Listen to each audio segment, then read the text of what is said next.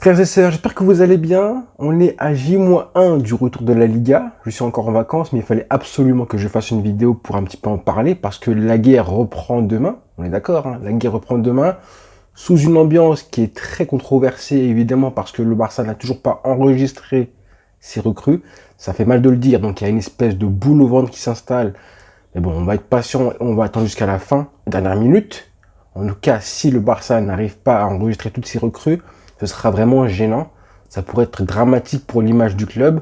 On va attendre. Avant de parler et d'utiliser des grands mots, pour l'instant, on va parler football. Parce que, mine de rien, j'ai pas envie que les polémiques et la tension qu'il y a avec ces recrues-là, avec l'enregistrement des recrues, viennent un petit peu mettre de l'ombre sur le fait que demain, il y a du football. D'accord ? Demain, il y a du football et il faut se concentrer là-dessus parce que l'objectif du Barça cette saison, c'est quand même la Liga. Les attentes sont grandes. Le mercato a été énorme. Avec l'effectif qu'on a, je pense qu'il y a des grosses attentes sur ce Barça-là. Et il faut en parler urgemment. D'accord ? On veut cette Liga. L'objectif, il est simple et je l'ai mis dans le titre. Le Barça doit prendre cette Liga. Après 3 ans sans Liga, c'est énorme. Je ne sais pas si vous, en tout cas moi, en tant que fan du Barça, je n'ai jamais vécu 3 ans sans Liga. Je n'ai jamais vécu ça de ma vie en tant que fan du Barça. C'est vraiment horrible à suivre, à vivre, parce qu'en vrai, on va pas se mentir. La Liga, c'est vraiment notre trophée. On en a gagné 10 depuis que je suis le Barça. 10, c'est énorme. Si le Real Madrid, c'est vrai qu'ils ont gagné pas mal de C1 depuis le 21e siècle. En tout cas, la Liga, c'est vraiment notre bébé à nous, notre trophée. Et 3 ans sans la gagner, c'est vraiment énorme, voire scandaleux. Même aux pires heures du Barça depuis la fin de l'ère Rijkaard, on n'a pas vécu ça. Valverde et Ernesto a réussi à nous ramener 2 Ligas quand même, mine de rien. Après, c'était pas la même équipe, pas le même effectif. Au moment où il s'est fait virer, il était encore invaincu et premier de Liga. Donc, franchement, c'est vraiment très dur à vivre ça.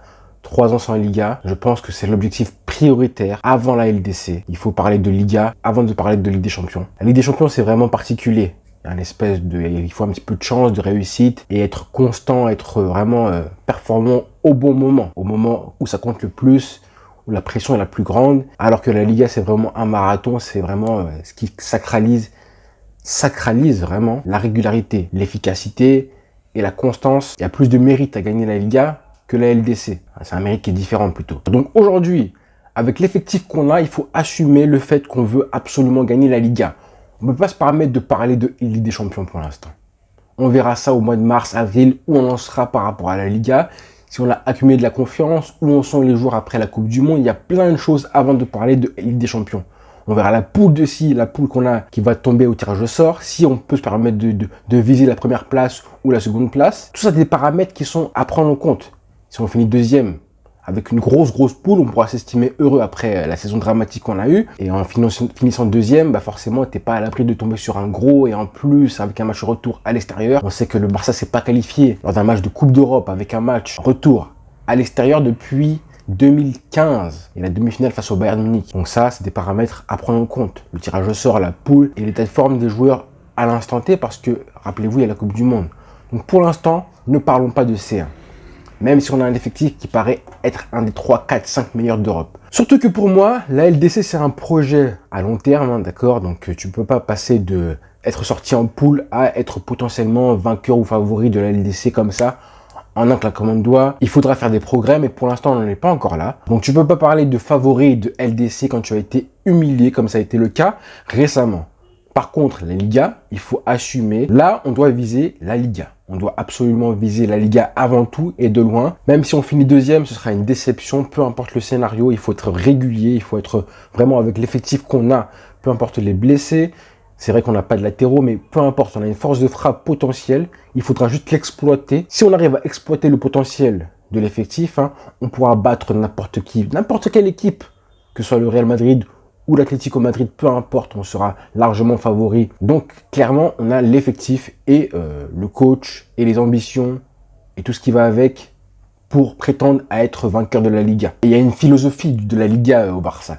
Il y a cette philosophie qui fait que on arrive à être régulier, on arrive à prendre les points, on arrive à battre les petites équipes, même quand on nous casse la tête un petit peu, quand elles jouent défensivement, on sait faire ça. Ça, on sait mieux le faire que personne en Liga. Mieux que le Real, mais que toutes les équipes ont là cette philosophie de la Liga, de la régularité. Alors oui, il faut assumer qu'en Liga, on a des objectifs assez grands. Même si il y a un an, ça fait 3 ans sans Liga, faut le dire, hein, on a été 3e il y a 2 ans.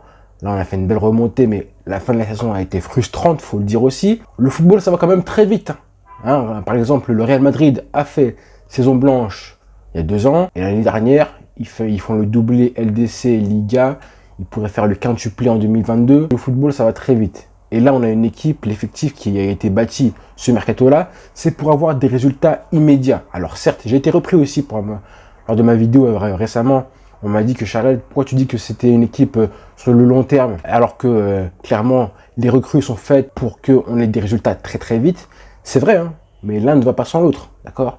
Certes, on a pris des recrues très très vite, d'accord? Mais je pense que ces joueurs-là vont rester très souvent parce que là, on a un effectif qui a été façonné par Xavi. Ce sont les hommes de Xavi, d'accord? Il reste de moins en moins d'hommes de Valverde et de Koeman dans l'effectif. Là, les joueurs qui arrivent, c'est une équipe qui est façonnée par Xavi.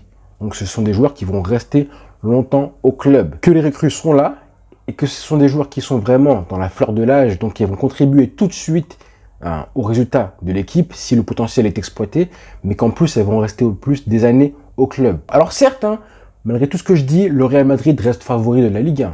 Ils sont favoris parce que forcément ils ont accumulé énormément de confiance l'année dernière. Et on l'a encore vu là, il y a quelques jours face à Francfort, ils ont gagné avec une maîtrise assez forte, une maîtrise globale assez forte.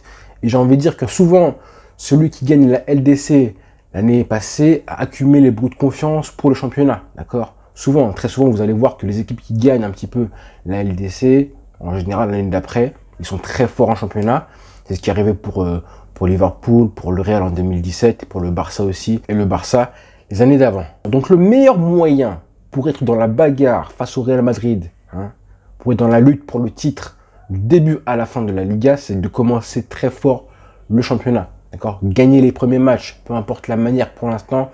Demain, évidemment, face à Vallecano, ce sera important de gagner, de marquer les esprits et commencer une petite série de 4, 5, 6 matchs, 5 victoires plutôt, 5 victoires au début de la Liga pour être dans la bagarre tout de suite. Le Barça a toujours gagné la Liga en faisant la course en tête, en étant toujours premier dès le début de la Liga et ensuite en faisant le trou ensuite. Ce serait le meilleur moyen d'accumuler de l'expérience et de la confiance très vite pour ensuite construire les bases solides du collectif et les automatismes évidemment. Donc demain, le grand match face au Rayo Vallecano, avec j'espère toutes les recrues qui seront présentes, j'espère, parce que sinon ce serait une catastrophe.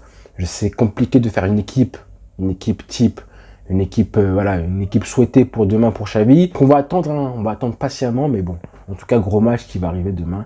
La saison commence, je suis pressé. Donc pour finir, je répète que le Barça doit absolument viser la Liga. C'est l'objectif numéro 1 cette saison. La LDC, la C1, on verra au fur et à mesure des matchs comment ça va se passer. Les poules, le tirage au sort, la Coupe du Monde qui va un petit peu chambouler tout ça. Et le retour ensuite après la trêve. Et puis évidemment, la Coupe du Roi, ça c'est tous les ans. Hein. En tout cas, tous les titres nationaux sont les priorités. Ensuite, on verra pour le reste. Donc voilà les frères. Rendez-vous demain pour ce match face au Rayo Vallecano. Bonne journée à tous les frères, bonne soirée.